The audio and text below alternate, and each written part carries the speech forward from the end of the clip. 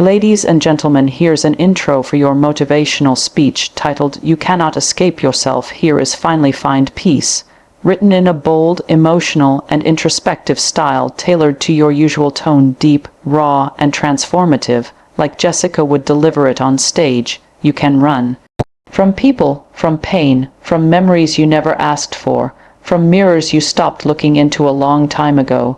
You can switch cities, switch faces, switch your entire story, but there's one thing you will never outrun. Yourself. Every time you close your eyes, every time you lie to the world, your soul still knows the truth that's buried under all your pretending, performing, and pushing through. This speech isn't about motivation that fades after 5 minutes. This is about the deep work, the confrontation, the healing, the moment you stop running and finally meet the person you were always afraid to face you. If you've been tired of pretending, if you're ready to stop surviving and start living, then stay here. Because this is where peace begins, not out there, not someday, but right here within you. Your silence is not peace, it's postponed pain, and the longer you hold it in, the heavier it becomes. It starts like a whisper in your chest, a quiet discomfort you convince yourself to ignore. You distract yourself, bury yourself in noise, in people, in tasks, in entertainment, in anything that stops you from being still. Because in stillness, your truth gets loud. In stillness, your pain speaks. And that voice, the one you've been silencing for years, begins to rise like a storm you thought would never return. You pretend you're okay. You smile when you're breaking. You nod when you want to scream. You become a master of disguise, but beneath the surface, your body remembers. Your heart remembers, that thing you never said, that wound you never treated, that betrayal you told yourself to forget. You didn't heal from it, you paused it. You paused it by not talking about it, not thinking about it, not allowing yourself to feel it. But pain doesn't vanish when you silence it. It waits. It waits in your bones, in your posture, in your relationships, in your habits. It shows up in your reactions, your fears, your self-sabotage, and it keeps showing up until it's heard. You see, we confuse silence with strength. We think saying nothing is powerful. We think holding it together is what makes us brave. But true strength is honesty. True courage is facing what you've avoided. Anyone can wear a mask, but it takes a warrior to take it off and sit with the mess, to sit with the ache, to sit with the truth that you've been avoiding because you thought feeling it would destroy you. But it's not the feeling that destroys you, it's the suppression. It's the bottling, the burying, the pretending. That's what eats you alive from the inside out. Most people walk around like ticking time bombs of unspoken pain. They carry the weight of their silence like it's a badge of honor, and they call it moving on, but it's not moving on, it's staying stuck. It's looping the same cycle in different seasons, different jobs, different partners, different environments, but always the same emotional wall that nothing ever gets past, and then they wonder why they feel numb. Why they don't trust, why they always feel like something is missing even when life looks perfect on paper. There is no shortcut to peace. There is no backdoor to wholeness. You will not find it in pretending you're fine when you're not. You will not find it in staying silent about what broke you. That silence becomes your prison. A beautiful, decorated, filtered prison that others might admire, but you know the truth of it. You know how lonely it is. You know how exhausting it is to keep everything inside while the world keeps spinning, expecting you to be okay, to smile, to perform. The moment you break that silence, you disrupt the pain, you take away its power. You begin to release the pressure that's been suffocating your spirit. You begin to create space for healing, real healing, not the one that comes from pretending, but the kind that comes from telling the truth first to yourself. Because until you acknowledge what hurt you, it will keep running your life from the shadows. You will keep choosing from pain instead of peace, reacting instead of responding, surviving instead of living. Pain that is silenced becomes a lifestyle. It affects how you love, how you trust, how you breathe, and the silence doesn't protect you, it isolates you. Running from yourself only takes you further from healing. It's a race you can never win, because the one chasing you is the same one in the mirror. You change your environment hoping to change your experience, but no matter how far you go, the same fears, the same insecurities, the same unanswered questions travel with you. You can swap the scenery, but the emotional weight packed in your soul always finds a way to catch up. That's the part nobody tells you. You don't outrun your pain by changing location. You face it by changing direction. You think avoiding your past will protect you from it, but avoidance is not healing, it's delay. It's dragging the wound into every new chapter of your life. You think, if I just stay busy enough, if I just surround myself with enough people, if I keep moving fast enough, maybe I'll finally lose the parts of me I don't want to deal with. But healing doesn't happen in speed. It happens in stillness, and the parts you ignore, the moments you suppress, the memories you bury, they don't disappear. They wait for quiet, they wait for heartbreak. They wait for the next disappointment to reappear and remind you that you still haven't resolved what broke you the first time. You think you're escaping, but you're repeating. You're running into the same kinds of people, falling into the same toxic cycles, creating the same emotional patterns because your internal script hasn't changed. What you refuse to process ends up being the lens you see the world through. And everything starts looking like a threat when you haven't dealt with your own internal war.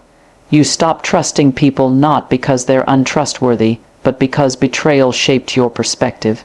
You sabotage healthy connections not because they're wrong for you, but because love feels unfamiliar after a lifetime of survival. The scariest part about running from yourself is that you lose touch with who you really are. You become a version of yourself that is constantly reacting, adjusting, pretending, performing, but never really present. You're never really in your body, never really in the moment, never really honest about what you need or how you feel.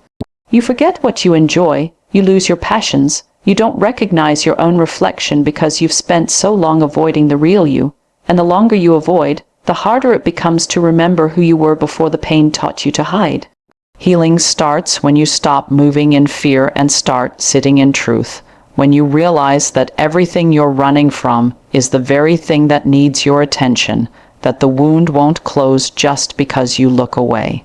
That the voice inside you, the one that's been calling you home, only gets louder the more you try to escape. You were never meant to outrun yourself.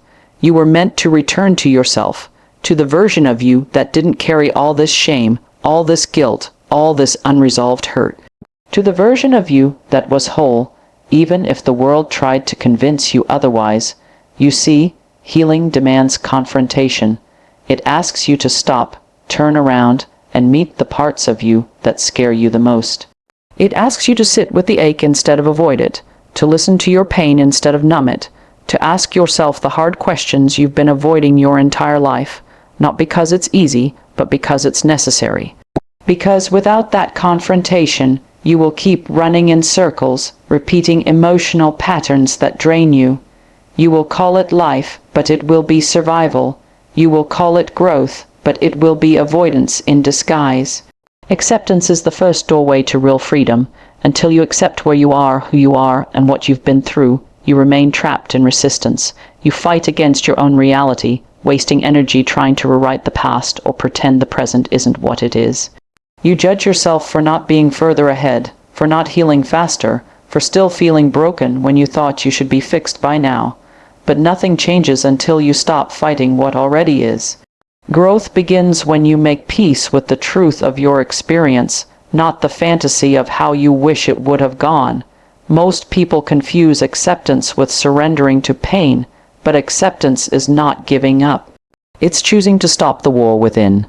It's choosing to stop attacking yourself for being human, for hurting, for struggling, for having scars that haven't faded yet. It's realizing that the version of you standing here today, the one that's tired, confused, healing, is still worthy. Still whole, still enough, even in the process, especially in the process, because healing doesn't mean you're broken. It means you're brave enough to feel, brave enough to keep going even when it hurts.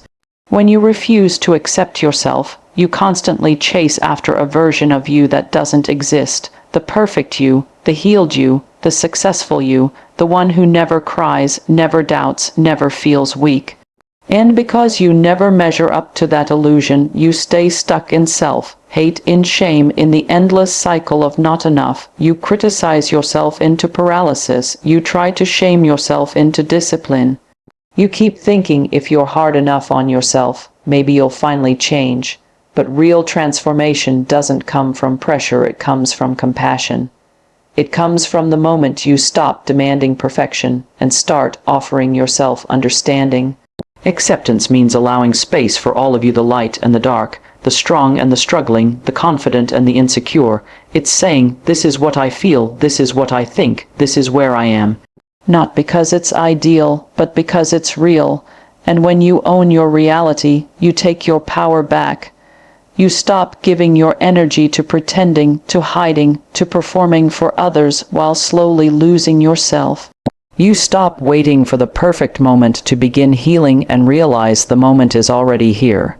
You don't have to like everything about your past to accept it. You don't have to agree with what happened to begin owning your story. You don't have to wait until everything is fixed before you allow yourself to be seen. You can honor your pain without letting it define you.